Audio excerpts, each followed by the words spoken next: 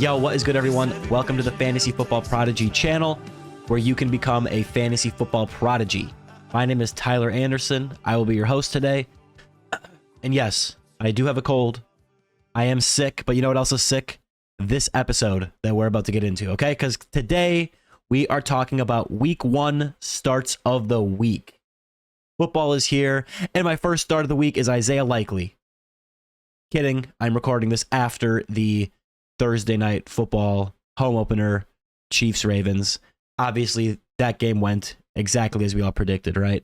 I am technically recording this before the Friday night game between the Eagles and the Packers, but by the time I post this, that game will have started or be done. But it is September 6th, 2024. We're going to be getting into my week 1 2024 starts of the week. But before we do that, please remember to drop a like if you can like the episode wherever you're listening, and make sure to follow or subscribe wherever you are enjoying the podcast. And with that being said, let's get into the episode.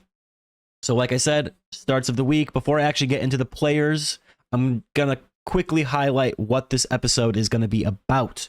What does it mean, starts of the week? I'm going to give you some of my favorite plays of the week. I know, blowing your mind right here. I'm not going to say obvious guys, though, like Christian McCaffrey or CeeDee Lamb, because if you have them, you should be starting them each and every week, regardless of matchup, unless something unexpected happens, right? If I do bring up a more obvious starter, it's because I think they are going to have a particularly big game, or they're in a really juicy matchup, or they have a really high over-under, something like that. Also, important to note, and listen to this, just because I bring a player up in this episode does not necessarily mean you should start them no matter what over every week starting studs. And I will try to provide context to help you make those decisions. For example, we're going to start with my starts of the week at the quarterback position. I might bring someone up as a good streaming option, but that does not mean that you should go ahead and bench Josh Allen or Jalen Hurts for that player, right? Just use a little common sense, utilize rankings, but I'm just going to try to highlight some names for you guys that you might not be thinking of or that are in really good spots, okay? They might offer really big upside, or they might offer some sneaky value, maybe some deep league plays. Also, in this episode, I am going to be using a lot of 2023 defensive stats in terms of points per game allowed to certain positions. That stat has a lot of turnover year to year, and as we progress through 2024, it's going to be a lot different than what it looked like in 2023, just as defenses change. But for now, it's the best data that we have to go on. But just be prepared to adjust mentally as the 2024 season unfolds. Finally, I'm going to be going about this episode in terms of half PPR leagues, because I feel like that's kind of becoming the standard league scoring format. So obviously, you know, if you're in a standard league, people like Gus Edwards or Derrick Henry, who don't catch the ball as much, might be a little more valuable. You know what I'm saying? And then in full PPR, more like possession receivers, maybe like a Michael Pittman or someone like that, who get a lot of catches but don't necessarily have those big plays or touchdowns. They might be more valuable in a full PPR than a half PPR or standard. Okay, so we're going on half PPR. With that being said, let's get right into my 2024 week 1 starts of the week. I'm super excited. Make sure to drop a like and subscribe or follow wherever you are listening. And we're going to get into quarterbacks. My favorite quarterback start of the week for week 1 of the 2024 fantasy football season is Tua of the Miami Dolphins. That dude loves to start the year hot. In 2023, he was the quarterback 1 in week 1. He had a bad week 2. But then in week 3, he was the quarterback 2. He threw 3 touchdowns and 4 touchdowns in weeks 1 and 3, respectively. I mean, in week 1, he had 466 yards and 3 touchdowns last year. Even going back to 2022, he didn't necessarily have the greatest start overall, but he had an explosive game, if you remember, against the Baltimore Ravens in week 2, where he threw for 469 and 6 touchdowns, was the quarterback 2 on the week. not even the quarterback one. It was against the Ravens. I think Lamar Jackson might have been the QB1 that week. This is also the week that I started old man Tom Brady over Tua in my Dynasty League, so I don't like to think about that game. But long story short, Tua and the Miami Dolphins, they tend to start the year hot, and then they kind of fade a little bit over the back stretch of the year. Tua seemed like a locked-in starter to begin the year last year, and then it kind of faded, but it's a great offense. The Miami Dolphins have a great offense with weapons around him. Tyreek Hill, Jalen Waddle, and then that explosive backfield of Raheem Mostert and Devon Achane. And I just don't think the Jacksonville defense can stop the Miami Dolphins offense and that hot start that they always get off to begin the year, it seems like. The Jacksonville defense gave up the 7th most points per games to quarterbacks in 2023, and this game has a high over-under of 49 points. Start Tua as a quarterback one with upside, and I would even play him over Dak Prescott, who has a tough matchup against the Browns. Moving on. Sorry, I'm sniffling. I'll try to do it away from the mic. My next quarterback start of the week in the same game. I love Tua, but I also like Trevor Lawrence because of that high over-under. Trevor Lawrence hasn't quite lived up to his draft hype, but he has flashed the ability to have big games, and this is a great spot for him to blow up. The Dolphins offense is going to score, and the Dolphins defense doesn't scare me away from the Jacksonville offense also having a good game. I think this is going to be a shootout with lots of fantasy goodness. If you are streaming quarterback or you need a DFS tournament play, Trevor Lawrence has upside in a game that should be high scoring. I like Trevor Lawrence as a higher quarterback 2 play with upside. Next up, we're going to go with Jared Goff of the Detroit Lions. I absolutely love Jared Goff this week. It's a revenge game against the Rams, who gave up the 3rd most points per game to quarterbacks in 2023. And now they don't have Aaron Donald to destroy offenses. That's just going to make their defense. I mean, offenses have to account a ton of resources to Aaron Donald. He's one of the best defenders of all time. Now that he's gone, that's not going to be good for the Rams defense. This is a home game in a dome, which we know is where Jared Goff thrives. Jared Goff at home in a dome, he's comfortable. He always lights it up. This is a great spot for Jared Goff to have a huge game. I am confident he can get the ball to his weapons in Amon-Ra St. Brown, Sam Laporta, Jahmyr Gibbs, and who knows? Maybe Jameson Williams will make an appearance and have a big play in this one. This game has the highest over-under of the week with 52 points. He's a quarterback 1 and a great play if you didn't draft a top 5 or 6 round stud. My next and final quarterback start of the week is Matthew Stafford of the LA Rams. Same game and also a revenge game. So as you can see, I'm targeting these 2 games in particular. Tua and Trevor Lawrence are in the same game. Jared Goff and Matthew Stafford in the same game. I love Matt Stafford this week against the Detroit Lions. It's a revenge game. If you recall, the Rams and Lions, they swapped quarterbacks. They traded Jared Goff for Stafford. There was a draft pick involved as well. But it worked out for both quarterbacks, I will say. I think it was a very good trade for both teams. The Lions gave up the 6th most points per game to quarterbacks in 2023. I like Jared Goff, but I also like Matthew Stafford in this one as a high-end quarterback too if you are streaming the position. Fun fact, in his one and only revenge game against Detroit, which came in 2021, Matt Stafford finished as the quarterback 3 with 334 yards and 3 touchdowns. Now, that was a long time ago, but I think Stafford is still good and he still has weapons. He's still got a good offense around him. I think he's a safe play. But in that offense, with all those weapons, as well as the 52-point over-under, which leads the NFL in week 1, as I mentioned, he offers multi-touchdown upside if this thing becomes a shootout. He could throw for 3+ touchdowns if this game gets crazy. Those are my quarterback starts of the week.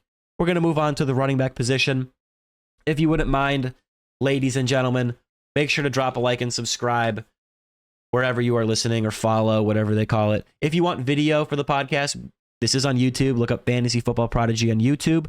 But if you're doing audio only, what's up, audio people? How you doing? All right. I'm sick. Got to stay hydrated. We're going to move on to the running back position here. First running back start of the week, James Cook of the Buffalo Bills. I loved getting James Cook in fantasy drafts in 2024. And in week 1, he gets to take on the Cardinals, who gave up the most points per game to running backs in 2023. This game also has a high over-under of 47 points, so I definitely want pieces of this game in general. Where am I? What was I saying? Sorry, he was the running back 11 in half PPR in 2023. So even if everything remained exactly the same, I would still love James Cook as a play pretty much each and every week. But this year, the Bills have lost a ton of vacated targets after losing Stephon Diggs and Gabe Davis in the offseason. And I think a lot of those targets go to James Cook, who has a real shot to be a PPR monster this year. And it all starts in week 1. I like James Cook as a low running back 1, high running back 2. Moving on to my second running back start of the week. As I move things around on my computer, I need another monitor. My next running back start of the week is James Conner of the Arizona Cardinals. Another one of my favorite values in 2024 drafts. He is set up for success in week 1. Like James Cook in this same game, it's a high over-under of 47 points. And I just want as many pieces of this game as I can get. He was the running back 9 in points per game in 2023. And the Bills defense does not scare me. This offense in Arizona is set up for a good year with a healthy Kyler Murray and a cast of weapons that can move the ball. They brought in Marvin Harrison Jr., Trey McBride broke out at tight end. They brought in Trey Benson in the draft, but I think he's going to be the clear backup. James Conner is going to miss games, most likely. He has every year of his career. That's when Trey Benson can shine. But week 1, I think this is James Conner's week to be a solid running back 2 for your fantasy team. My next start of the week, Kenneth Walker of the Seattle Seahawks, a very underrated running back in fantasy in general heading into 2024.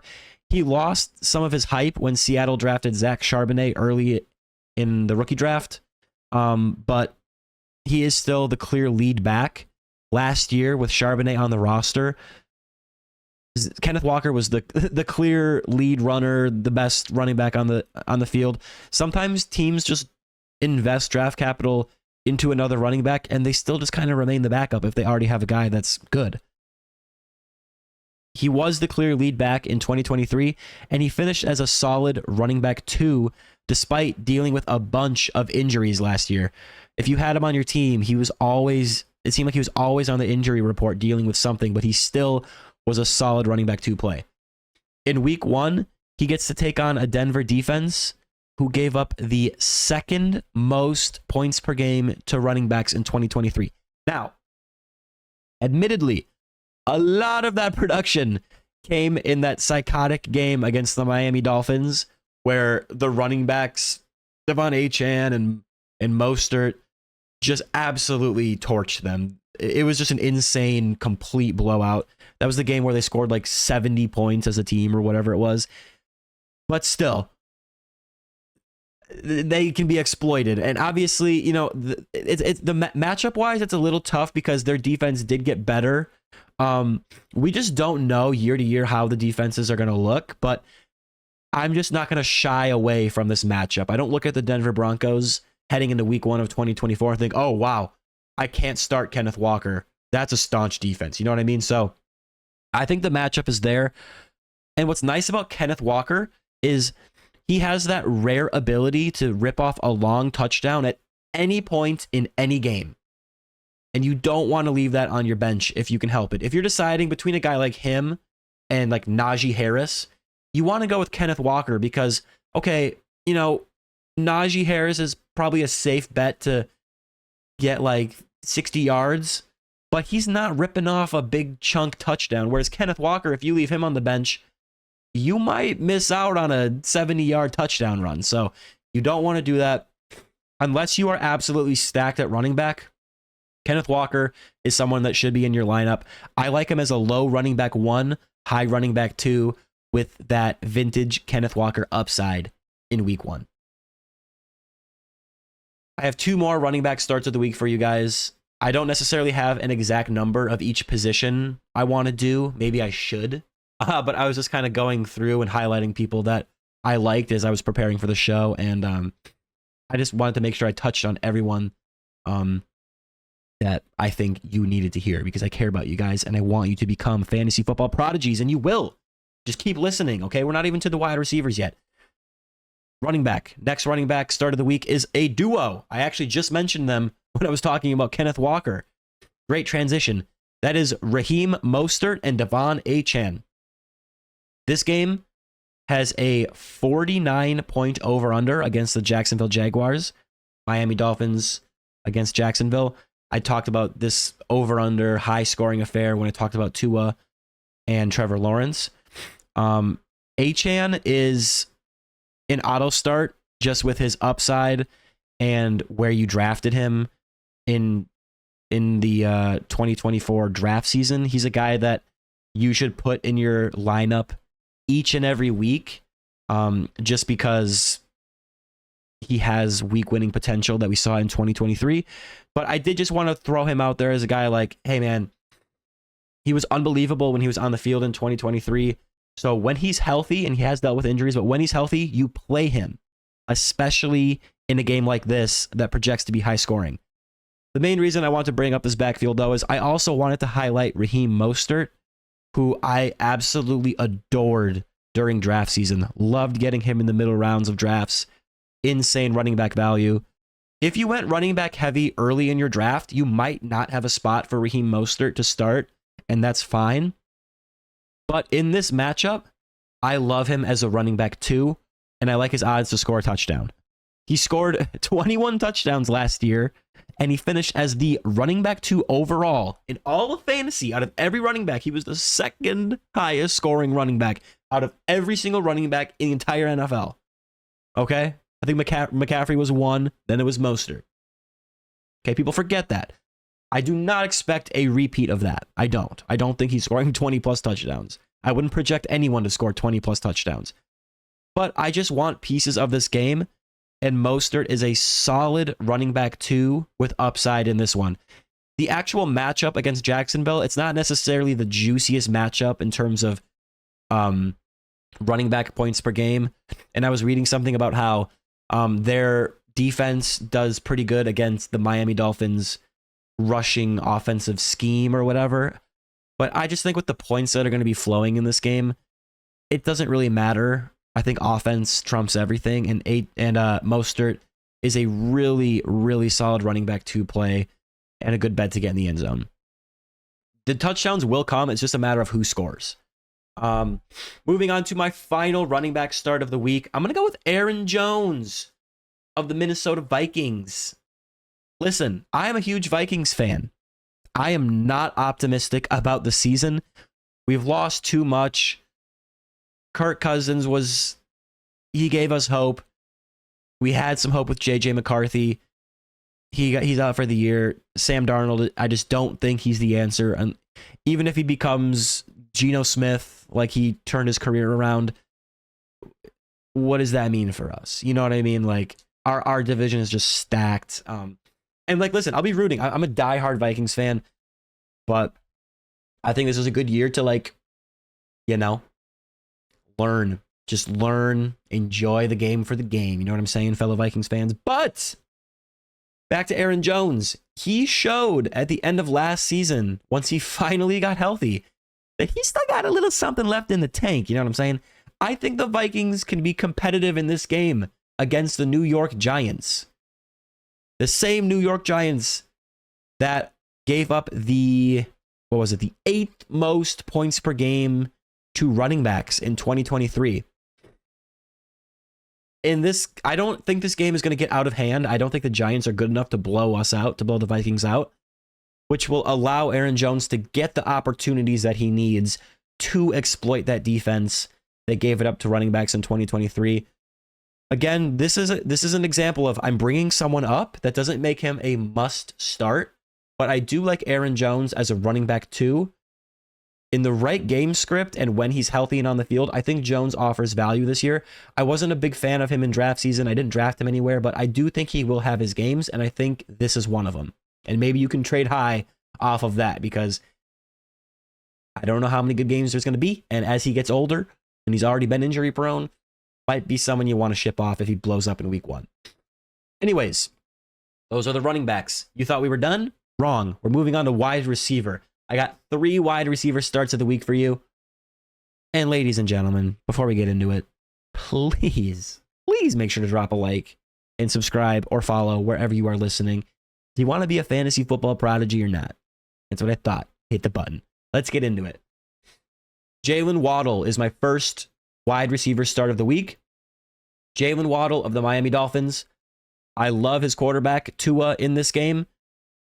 And Jalen Waddle will be Tua's number 2 target behind superstar Tyreek Hill, who should obviously be in your starting lineups. As I mentioned, you obviously start people like that. He's the wide receiver 1 on the week, I would say, overall, like rankings-wise.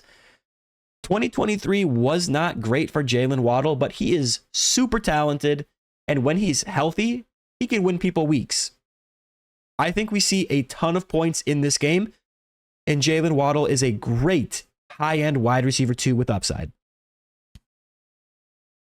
Next, we're going to move on to a couple guys that aren't super flashy.